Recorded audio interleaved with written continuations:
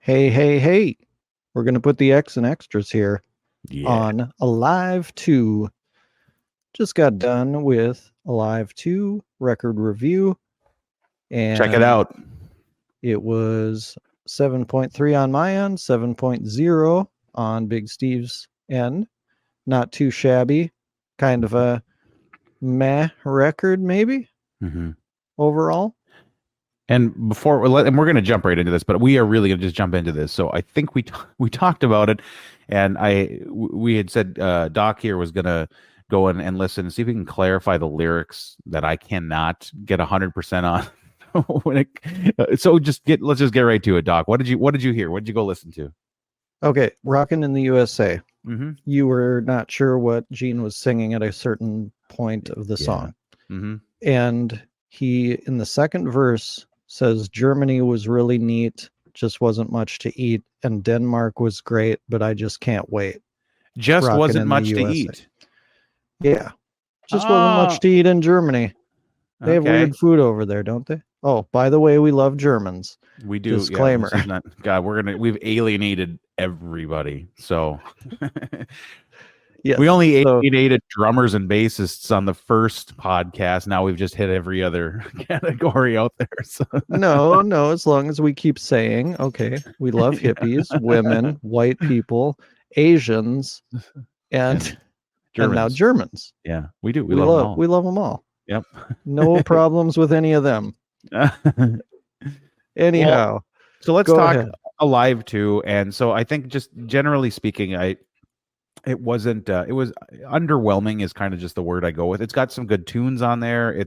I love the fact what keeps this from being merely an average album is the fact that they at least did different songs. It's just that there were so many other different songs that I would have preferred to have heard. They hit pretty much all of them that I necessarily wouldn't have wanted to hear. And I think that's what it comes down to. And it starts with the presentation of the album cover in general. It just is so generic to me, and it was because they were putting this together and they realized they didn't have any good live pictures that featured the four of them. So you remember the first album, Alive? Well, it was a great looking cover. It's not practical. It was staged, right? They didn't make any lie about it, but it helped with the presentation. It looks cool. All four of them are in the shot. It looks like it's live, like they're on stage. They're mugging it up. But on this one, it's just four individual little profiles and then the logo in giant letters. So an underwhelming way to kick it off for me.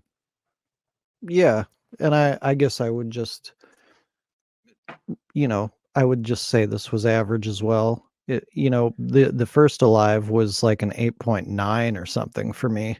Mm-hmm. And maybe it's because it has so many classic tunes on it. And this one had a few of those ones that were, digging a little bit deeper. Mm-hmm. And you wanted them to dig like way deep into some of your stuff that you liked from Rock and Roll Over and that kind of thing. Mm-hmm. But Well, and yeah, not even just that, even Destroyer and Love Gun. I mean, they basically, again, yeah, they covered a couple of the big ones, which is great, but of what was left, it was kind of split for me. You had some really great tunes and some subpar tunes, and they literally, I think, took all the subpar ones. They didn't hit any of the. Take that back. They did play Tomorrow and Tonight, so I love that. That was the only 10 that I had scored on there too. I don't believe that you think that's a 10. I 100% believe it's a 10. I literally have that on like two different separate like playlists on my Spotify. And one of them is my workout list. I just love it. It's just a fun rock and roll tune. Fun if you want it stuck in your head for 3 days. Yeah, what's the problem with that? At Well, I least mean, if it was good, then Oh, all right. then See, it would be okay. Good songs are good when they're stuck in your head. here's the deal. I figure this when I scored Firehouse as low as I did on the first one, I activated sleeper cell mode for you, and you were just gonna wait in the weeds until you found one that you knew that I liked, and then you were gonna just needle, needle, needle, needle, needle, and then pow. It could be a subconscious thing. I will talk to a therapist about it. I will, but there's no way that stands up to Firehouse. Just Oh, doesn't. you're right, because it supersedes it in every level. So Oh, agree to disagree. That's all. I suppose. I suppose. So overall, the presentation, the sound production on Alive 2 was good. They had a few fade outs and fade ins, as I recall. So I mean, you could tell they were taking it from different, maybe change the order up and stuff. But I mean, generally speaking, it was pretty darn consistent throughout. The mix that it really presented itself pretty much as one cohesive live show. I think, right? Yeah, and I think that the fade outs and stuff were because that's The when the record. record ended. So Sure, you had to I flip keep to the other forgetting that. side. Yeah, yeah, right, exactly. At least it wasn't like the old Sesame Street records where they play a ding sound so it's time to turn your record over. I have never played a Sesame Street record. Oh man, I had a ton of them growing up, and that's how they would play. They would, before you even listen to the record, like the very first thing you'd hear is a narrator's voice. When you hear this sound, and it'd be a different sound each time. That's your cue to have mom flip the record. Kiss could have totally done that, and I would have been sold on Yeah, it. that'd be funny. Yes, That would be absolutely. funny. So, what do you think about them adding these studio things on here? I think it was because they misjudged how many songs they were recording and they needed to fill space. They had too many to just do a double live album. They didn't have enough. And that was, I believe, the reason. So they're like, we got to throw some stuff on here. So um, I like the idea. I believe, the concept came because if I recall right, I think ZZ Top did something similar in the 70s. They released a live record and half of it was live. The other half was brand new studio stuff. Again, not enough stuff to fill like an actual studio one, so they just plugged it in there.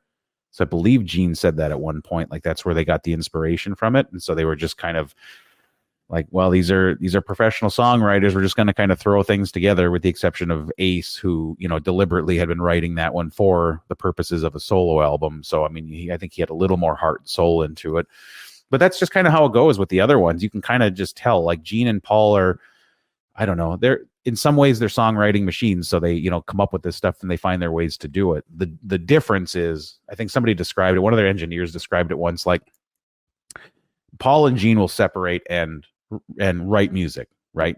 They'll write songs. Gene will come back with 100 songs, and one or two of them are fantastic, and they'll record it. Paul will go away and he'll come back with one or two songs, and they're perfect every time. So it's just, Gene's that literally like, I'm going to throw everything at the wall, see what sticks, and that's what we'll go with. And Paul's like, I am going to polish, and I want this I'm presenting this. This is what I'm going to do, generally speaking. So you kind of get that sense a little bit with this, because I think Paul's tracks are a little stronger than Gene's, but generally speaking, it was an interesting way to approach by throwing those on there. What did you think? Well, if they had to, they had to. I guess I wouldn't have done it if I didn't have to. Yeah, it's kind of uninspired. That's right. And the songs themselves, Rocket Ride's cool. The other ones are just kind of whatever. Mm-hmm. So I wouldn't have done it. But I suppose if it was just a matter of filling space on the second side of a second record, you do what you have to do. Otherwise, you go out and record one more concert with a few more different songs, and put off releasing the album for a while. Yeah. I don't know. I guess that costs money. Yeah. And I think so. Going into the whole reason that I think you brought this up at the beginning of our album review, like, what was the purpose of this, and, like recording alive, and why not do a studio album? I think generally speaking, their manager, Bill, had said the band was really the friction was starting to come out, and they were officially kind of separating into their two little camps. They were under a lot of different stresses, and, besides their own individual demons that they were fighting, whatever they were just constantly recording, touring, just, it was a machine. And by that point they were, I believe the thought was they would kill each other if they tried to sit in a studio and try to go through it. So it just made more sense. The record label wanted another album. The easiest way to do that and ensure the band was not going to kill each other was to do it as a live. And I think that was really the reason why they released it like they did. So Okay. Yep. Interesting. But From what I gather, and tell me if my timelines are off, but they recorded Love Gun before this was released. Mm-hmm. So wouldn't they have killed each other during the Love Gun sessions? It was coming to, I think it was just getting to the point. Well, so here's what I think was happening. Yes, the friction was probably already happening. It was probably happening in Destroyer. I mean, who knows, right? Like, you can only base this off of what you're hearing, but it had probably been bubbling, and when the record company says we need another album that's got to go out, what do we do? Knowing that this friction is there, like, do we try to get them into the studio and see if they can coexist, or do we know that they're actually performing live? They know these songs, the odds of that, because they're doing that, right? So it just seemed like it was probably the lesser of two evils. We know that they're going to be playing live. We know that they're going to do the best that they can. We know that they're not going to be, infighting. We can, and if so, we can record it on a different night, right? So I think that just seemed like that was the logical thought process behind it. So do you think that, I didn't read Paul's book, mm-hmm. but I have listened to snippets of it mm-hmm. online. And he's mentioned that Peter used to do things and he would slow tempos down and then speed them up just to piss people off. Do you think that's where this God of Thunder issue came in? It's way too fast. It is way too fast, but I don't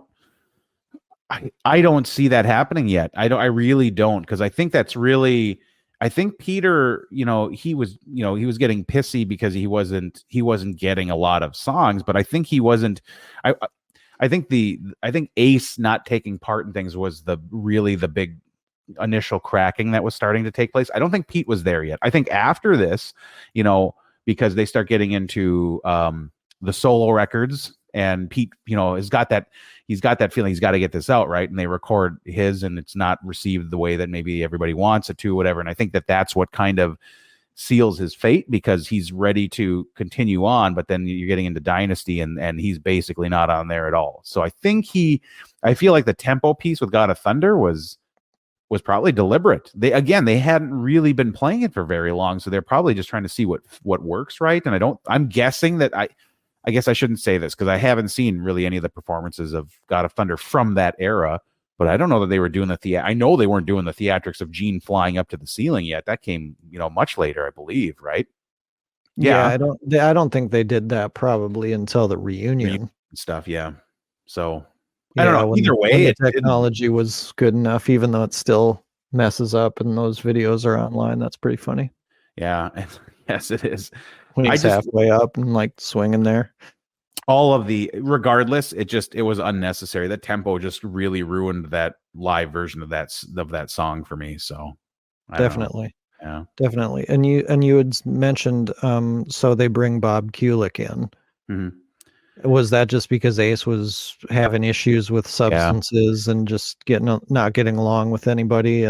He was calling in, and he was laying in bed for days at a time. And so they kind of knew, like, we need to get this out. We've got to record stuff. So Paul had called Bob, which was, he had already been kind of the standby for a lot of stuff. He was a gunslinger, and, they would call him in the ringer when they needed it.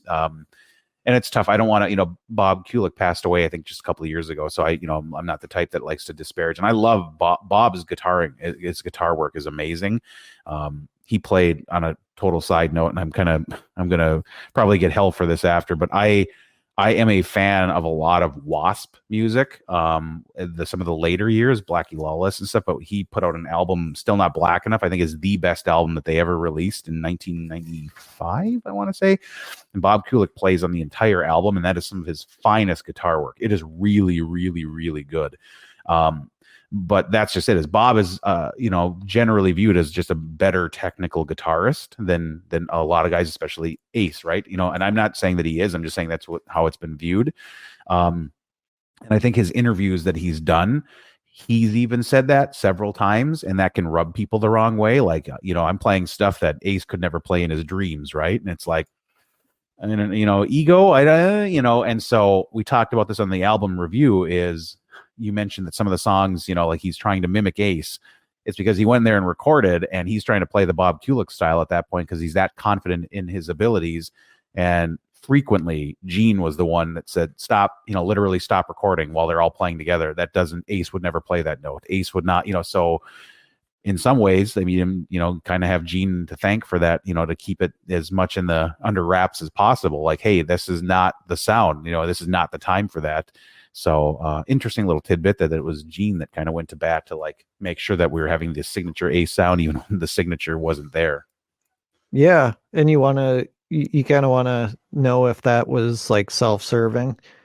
Like, was he standing up for Ace, or was he just going, this isn't going to sound like Kiss and no one's going to buy it if someone thinks it's not Kiss?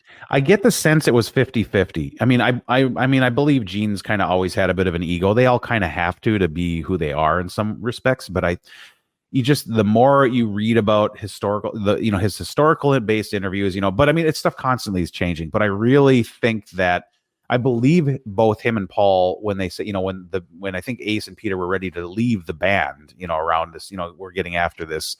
And they are the ones kind of petitioning for, no, let's do the solo records and let's just all do our own thing and then come back. Right. I really believe that they were, wanting to keep things together. But again, what's the motivation there? Is it just because it's such a financial windfall, or very entirely possible? Right. So I don't know. I like to believe the best in everyone, especially in the earlier days when there's less corruption, but right. I don't know that we'll ever know. Right. Right. Well, I guess that's it. There's not much to say about this, really. Yeah. We kind of covered the big stuff. Other than what I was going to mention too is Ace was present, is my understanding, for some of the recordings of those studio tracks. He was literally laying down in the lounge area because he couldn't get himself up to record. So Bob was brought in, but I guess there were periods where Ace was in the studio but couldn't record. So Bob was right there to fill in. So be interesting to know how much Ace and Bob actually communicated later on. Cool. So what are we on to next? Are we on to the solo albums? Yeah, I think I don't see a purpose in really covering Double Platinum. I think was technically the next one in order, because that's we're talking a greatest hits. And as I recall, the only thing that was different was maybe Strutter having the 78 remix, and they added Pete's 16th notes to make it more disco sounding. I think that's I'd have to look at it, but I think we're going to need to jump into the solo records next. Okay, you tell me which one, and I will listen. We won't reveal it now. We'll leave that to be a surprise. See what gets posted next. So, in the meantime, thanks for tuning in, everyone. Sounds like a plan. Thanks, y'all.